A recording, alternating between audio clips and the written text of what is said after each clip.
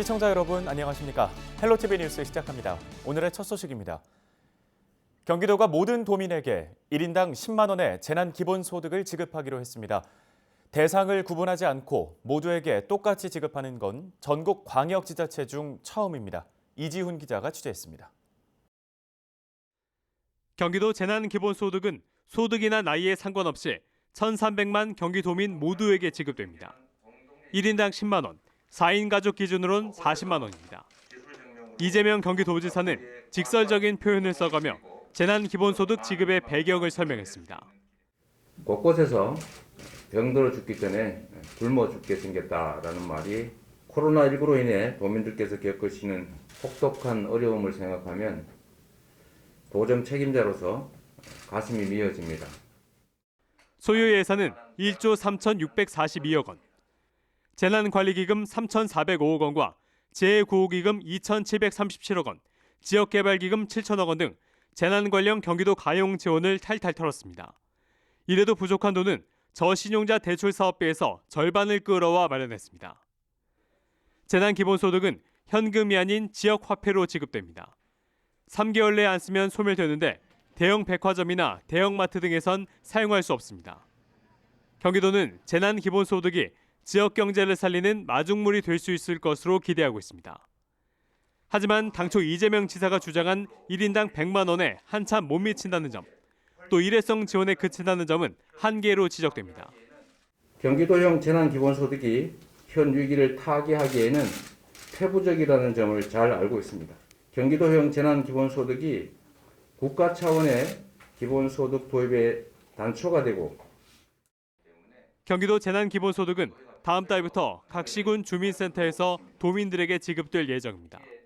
신원 확인만 되면 한 사람이 가도 가구원 모두의 것을 받을 수 있습니다.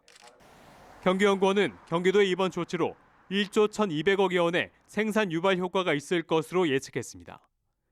헬로티비 뉴스 이지훈입니다.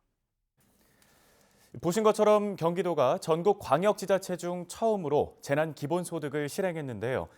다른 지자체들도 재난기본소득의 실행 여부를 두고 고민하고 있습니다. 시민들은 어떻게 생각하고 있을까요? 표영민 기자가 직접 들어봤습니다. 코로나19 영향으로 소비 심리가 크게 위축되면서 민생경제 타격이 현실화되고 있습니다. 이러한 상황에서 정부는 위축된 경기를 살리기 위해 모든 국민들에게 일정 금액을 지원하는 재난기본소득 도입을 검토하고 있습니다. 당장 생계가 걱정인 시민들은 재난기본소득의 도입이 큰 도움이 될 것으로 기대했습니다. 상황이 지금 좀 더 불경기라서 어려우니까 우선은 나중에 돌려주더라도 우선은 받았으면 하는 생각입니다. 전국적인 일이지만 우리 서산이 또 특히 좀 심했는데 참 가뭄의 단비 같은 그 적은 돈이 아닙니다. 100만 원이라는 적은 돈이 아닌데 거의 다 피해를 봤기 때문에 그 월급 그 상한선을 좀 높여서라도 많은 분들이 혜택을 보게 그래 정책을 폈으면 좋겠습니다. 하지만 재난기본소득 지원이 현금 퍼주기식 땜질 처방에 불과하다는 의견도 만만치 않습니다. 이런 것도 나중에 이제 또 나중에 세금으로 다 갚아 나갈 거잖아요. 그러면 우리는 뭐 이제 어느 정도 이제 뭐 연금 타는 입장이라서 그렇지만 젊은 세대들이 이제 힘들지 그만큼. 장기적인 대책을 해주셔야 좋은 거지 단발성으로 뭐 1인당 얼마씩 준다든지 그런 대책은 조금 미흡하지 않나 좀 그렇게 생각하고 있어요. 그냥 딱 아무리 조금이라도 너도 나도 하다 보면 그게 많아지지 작아질 일은 없어요. 그래서 저는 그런 돈은 안 써야 되겠다는 결심. 아무것도 없는 나라에서 너무 많이 줄 수는 없잖아. 주는 건 많으면 다 주면 다 좋지. 찬반 의견이 팽팽히 맞선 가운데 코로나19로 인해 경제적 피해를 입은 대상을 선별적으로 지원하자는 주장도 나오고 있습니다. 자영업자들은 피해를 본 만큼, 손실을 본 만큼 좀 어느 정도 측정을 해서 보전을 해줬으면 하는 바람이고, 근로자는 좀 차상위 계층, 그러니까 저소득층한테는 지원을 많이 하고, 그리고 좀 소득이 많으신 분들한테는 좀 적게 이렇게 좀 단계별로 그렇게 했으면 좋겠습니다. 실질적인 임대료 그거를 더 해줬으면 좋지 않냐 그런 생각은 하고 있습니다. 근데. 전국 최초로 경기도가 전 도민에게 1인당 10만 원을, 재난기본소득으로 지급하기로 결정한 가운데 재난기본소득을 바라보는 시민들의 다양한 의견을 반영해 빠르게 공론화하는 과정이 절실해 보입니다. 헬로티비 뉴스 표영민입니다. 마스크를 사겠다는 사람들이 매일 밀려드는 통에 공적 마스크를 판매하는 약국마다 일손이 크게 부족한 상황인데요. 지역 사회가 이분들을 돕기 위해 나섰습니다. 이지훈 기자의 보도입니다. 오전 10시 약국에 공적 판매용 마스크가 배송됩니다. 오늘 300장 들어온 거 같거든요. 300장 들어왔어요. 휴대폰에 마스크 도착 소식이 실시간 올라가자 시민들이 몰려들기 시작합니다. 마스크가 있는지 묻는 전화도 끊이질 않습니다. 낱개 포장으로 오늘 들어왔습니다. 마스크가 들어온 뒤 한두 시간 정도는 카운터에서 떠나질 못합니다. 약 조제는 엄두도 못 낼 정도입니다. 아무래도 좀 정신이 없죠. 이거를 이제 신분증도 확인하고 본인하고 일치하는지도 확인을 하고 이제 여기에 입력을 해서 중복 구매 이제 여부를 판단을 해야 돼 가지고. 그런데 최근 병무청 사회복무요원이 오고 나선 사정이 많이 나아졌습니다. 사회복무요원이 신분증 확인과 전산 입력만 해줘도 큰 도움이 됩니다. 마스크 오브제 시행 이후 일선 약국에서 업무 부담을 호소하자 지자체는 물론 각 기관까지 나서 약국의 인력을 지원하고 있습니다. 이 약국은 의용 소방대원들이 일손을 돕고 있습니다. 묶음으로 배송된 마스크를 일일이 포장합니다. 너무 감사하죠. 약국이 사실 약국 업무도 바쁜데 이렇게 와주시면 저희가 훨씬 원활하고 또 손님 대응할 수도 있고 너무 감사해요. 소방청은 전국 약국에 2천여 명을 파견하기로 했습니다. 헬로티비 뉴스 이지훈입니다. 코로나19 확산을 막기 위해 정부가 강도 높은 사회적 거리두기 지침을 내놨습니다. 종교시설이나 실내 체육시설, 유흥시설 등은 2주 동안 운영을 자제해달라고 권고한 건데요. 생계 걱정에도 지침을 따르는 시설이 있는가 하면 정부의 방침을 지키지 않다가 행정명령을 당한 곳도 있습니다. 이세진 기자가 보도합니다. 전국에 지점을 두고 있는 한 헬스장에서 지난 주말 회원들에게 보낸 문자입니다. 정부 방침에 따라 2주 동안 문을 닫겠다는 내용입니다. 지역의 또 다른 헬스장들도 사정은 비슷합니다. 일단은 정부 지침이 이제 너무 강력하게 이제 권고가 나왔기 때문에 저희로서는 어쩔 수 없는 상황으로 하게 된 것 같아요. 외출은 일단은 못 한다고 보면 되고요. 또 기본 회원님들 이제 최근에 등록하시는 회원님들도 이제 이렇게 2주 쉬어버리면은 이제 등록한 그 이유가 좀 별로 없기 때문에 좀 환불이라든지 이런 문의들도 좀 있고. 동네 태권도장은 휴관 기간을 연장했습니다. 학생을 받지 못한 지도 어느덧 한 달째. 생계 걱정에 다시 문을 열까도 고민했지만 2주 더 사회적 거리두기에 동참하기로 했습니다. 지금 경제적으로 수입이 아예 없어서 다른 알바나 뭐 이런 좀 찾아보긴 했었는데 그런 거도 생각을 해봤는데 일단은 건강이 우선이다 보니까 저희는 뭐 경제적인 걸 둘째 치고. 정부가 다음 달 5일까지 종교시설이나 실내 체육시설, 유흥시설 운영을 중단하라고 권고하면서 생긴 변화입니다. 하지만 이런 권고를 따르지 않은 곳도 있습니다. 현장 예배를 강행하는 교회가 있는가 하면 특정 유흥업소에 손님이 몰리는 현상까지 나타났습니다. 불가피하게 시설을 운영하려면 정부가 만든 방역 지침을 따라야 하지만 23일 하루에만 4천 곳에 가까운 전국 다중이용시설이 지침을 위반한 것으로 드러났습니다. 정부와 지자체는 일부 위반 시설에 행정명령까지 내린 상태. 하지만 모든 시설이 지침을 제대로 지키는지 일일이 확인하는 작업도 쉽지만은 않습니다. 제일 중요한 건 결국은 자율적인 그런 협조일 것 같습니다. 몸은 멀리, 마음은 가깝게 서울시도 이런 캠페인을 하고 있는 것을 알고 있는데 경기도도 아주 공감하는 어떤 그런 슬로건이라고 생각합니다. 한편 정부는 사회적 거리두기로 피해본 소상인을 위해 별도의 지원 방안도 고민하고 있는 상황. 2주간의 골든타임이 누군가의 피해로만 남지 않으려면 그 어느 때보다 자발적 참여가 필요한 시점입니다. 헬로티비 뉴스 이세진입니다.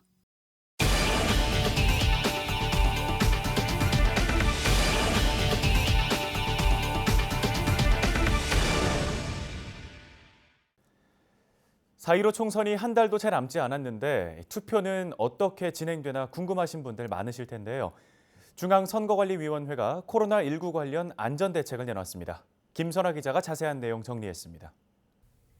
4월 10일과 11일 전국 3,500여 개 투표소에서 사전투표가, 4월 15일 총선 당일에는 14,300여 개 투표소에서 투표가 진행됩니다. 코로나19 때문에 사람이 많이 모이는 곳을 피하는 분위기에서 투표소에 가도 괜찮을지 걱정하시는 분들도 많으실 텐데요. 총선 당일 시민들의 투표 계획을 들어봤습니다. 투표는 해야죠. 예, 뭐 몇 년 만에 한 번씩 오고 또. 제 생각은 그냥 장갑을 끼고 갔으면 좋겠어요. 그냥 마스크는 기본으로 하고 그래갖고 투표장에 가서 해야 되지 않겠나. 투표는 투표장에 가서 하고 코로나 걱정 안 합니다. 마스크 쓰고 거리 충분하게 유지가 되니까 그렇게 할 겁니다. 선관위는 투표 전날까지 모든 투표소에 방역 작업을 실시할 계획입니다. 방역을 다하면 투표를 시작하기 전까지는 외부인은 아무도 출입할 수 없는데요. 요즘 외출할 때 마스크가 거의 필수품이죠. 투표 당일에도 마스크 꼭 챙기셔야겠습니다. 마스크를 써야 투표소에 출입이 가능하기 때문인데요. 체온을 측정하는 인력을 전담 배치해서 투표소 입구에서부터 발열 체크를 합니다. 이때 혹시나 체온이 37.5도를 넘거나 호흡기 증상이 있다면 투표를 하러 온 다른 사람들과 동선이 겹치지 않게 별도로 마련한 임시기표소에서 투표를 하면 됩니다. 이곳도 주기적으로 소독할 예정이라고 합니다. 또 마스크뿐만 아니라 착용해야 하는 게 하나 더 있습니다. 바로 위생장갑인데요. 비치된 소독제로 손을 소독한 뒤에 선관위에서 지급하는 위생장갑을 착용하고 투표소에 들어가게 됩니다. 투표소 안과 입구에서는 줄 간격을 1m 이상 유지하게 됩니다. 선거인이 접촉하는 볼펜 및 기표용구 등 모든 물품 장비와 출입문 손잡이는 주기적으로 소독 및 환기를 실시할 예정입니다. 코로나19 확진 판정을 받은 사람은 어떻게 투표해야 할까요? 24일부터 28일까지 거소투표를 신고하고 병원이나 생활치료센터 또는 자택에서 투표를 하면 됩니다. 거소투표는 투표소에 직접 가지 않고 우편으로 투표할 수 있는 부재자 투표 방식을 말합니다. 만약 거소투표 신고 기간 이후에 확진 판정을 받았다면 4월 10일과 11일 사전투표 기간에 생활치료센터에 설치한 특별 사전투표소를 이용하면 된다고 합니다. 하지만 센터가 아닌 병원이나 자택에 격리된 사람들은 아직 대책이 마련되지 못한 상황입니다. 유권자 여러분께서도 마스크 착용 후 투표소 방문, 투표소 안팎에서는 대화를 자제하는 등 안전을 위하여 함께 동참하여 주시고 소중한 권리 또한 꼭 행사해 주시기를 부탁드립니다. 지역의 일꾼, 나라의 일꾼을 우리 손으로 직접 뽑는 중요한 날인 만큼 소중한 한 표 행사하시는 게 좋겠는데요. 유권자들의 불안감을 해소할 수 있도록 투표소 방역도 철저하게 이루어져야겠습니다. 헬로티비 뉴스 김선아입니다. 4.15 총선이 20여일 앞으로 다가왔죠. 조만간 본 후보 등록과 함께 본격적인 선거 운동이 시작되는데요. 선거일까지 어떤 일정들이 남아있는지 고정민 기자가 정리했습니다. 4.15 총선을 앞두고 3월에는 24일부터 28일까지 선거인 명부 작성이 진행됩니다. 선거권을 가진 사람을 확인하는 절차입니다. 같은 기간 몸이 불편한 유권자나 선원들을 위한 부재자 투표 신고와 명부 작성도 함께 이루어집니다. 명부가 나오면 4월 1일부터 6일까지는 해외 거주자를 위한 재외투표, 7일부터 10일엔 선상투표가 진행됩니다. 10일과 11일 이틀 동안은 사전투표가 실시됩니다. 신분증만 가져가면 전국 어느 투표소에서도 투표할 수 있습니다. 코로나19 확진자나 격리 대상은 거소투표를 신청하면 투표소에 가지 않고도 선거에 참여할 수 있습니다. 신체가 불편해서 투표소에 가지 못한 분들 대상으로 해가지고 거소투표를 실시하는데요. 이번 코로나19 확진자에 대해서도 거소투표 대상자 참여할 수 있기 때문에 꼭 신청해 주시기 바라겠습니다. 총선 출마자의 후보 등록은 26일부터 이틀 동안 진행됩니다. 후보자 등록이 마감되면 비례정당 기호는 현역 의원의 수가 많은 정당일수록 앞번호가 부여됩니다. 후보자로 등록하려면 기탁금 1,500만 원과 함께 신청서와 전과 기록 등 관련 서류를 제출해야 합니다. 4.15 총선 후보자의 공식 선거운동은 4월 2일부터 시작됩니다. 법정 선거운동 기간은 선거일 하루 전인 4월 14일까지 가능합니다. 13일간의 선거운동 기간엔 거리 유세가 가능하고 현수막과 어깨띠를 사용할 수 있습니다. 다만 이번 총선은 선거 연령이 18세로 낮아져 학교 방문이 가능하지만 교실을 돌면서 지지를 호소해서는 안 됩니다. 선관위는 최근 코로나19 사태로 온라인 활용도가 높아진 만큼 가짜뉴스를 퍼나르거나 근거 없는 비방을 집중 단속하기로 했습니다. 후보자나 정당은 비방보다는 정책을 중심으로 선거운동을 해주시기 바라겠습니다. 또한 이번 선거는 선거 연령이 18세로 낮아졌기 때문에 학교를 방문하는 것은 무방합니다만 교실을 방문하여 학생들을 대상으로 선거운동을 하는 것은 위반되기 때문에 주의하시기 바라겠습니다. 21대 총선은 18세 이상 청소년이 참여하고 준연동형 비례대표제가 처음 도입되는 역사적인 선거입니다. 하지만 코로나19 사태로 투표율이 낮을 것이란 전망이 나오면서 그 어느 때보다 유권자들의 관심이 필요한 시점입니다. 헬로티비 뉴스 고정민입니다.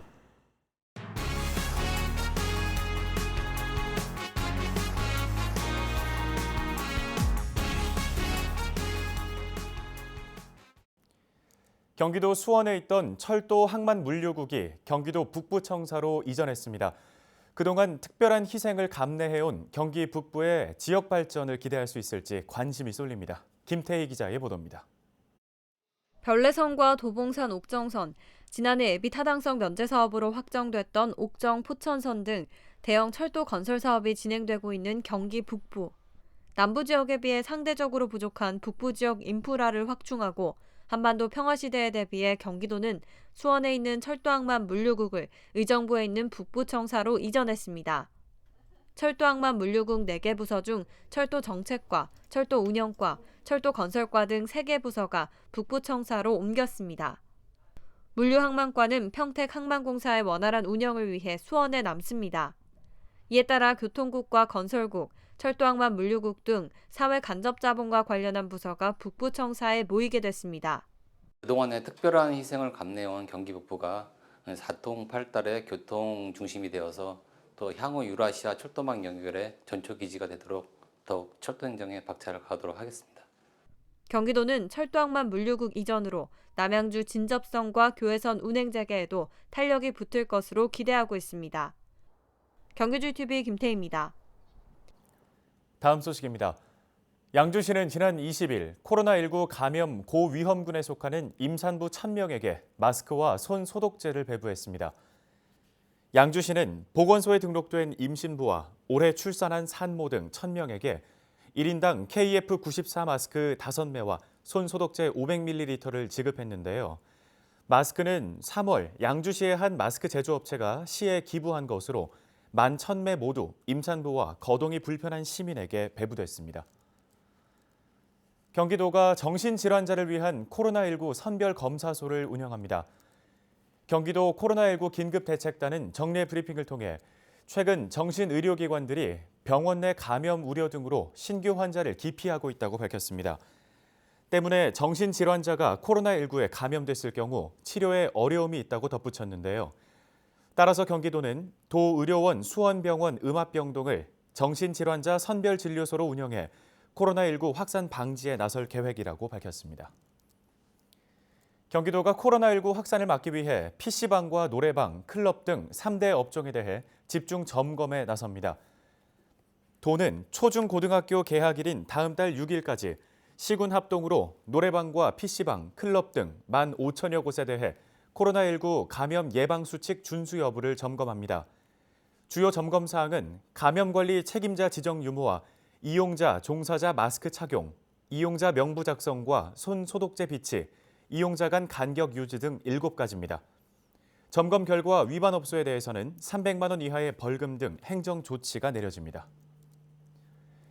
경기도 교육청이 다음 달 6일로 개학이 연기된 것과 관련해 수업 일수를 180일 이상 운영하는 등의 학사 운영 방침을 발표했습니다. 개학 연기에 따라 줄어든 수업 일수 10일은 학교 공동체 결정을 통해 자율적으로 감축할 것을 권고했는데요. 또 학교 수업 시간 등을 감축할 때 창의적 체험 활동과 교과별, 학기별 수업 일수의 균형을 유지할 것을 강조했습니다. 이 밖에 학생 휴식권을 고려해 여름 방학은 2주 이상 확보할 것을 권장했습니다. 헬로티비 뉴스는 언제나 지역 주민 여러분 곁에 있겠습니다. 시청해주신 여러분 고맙습니다.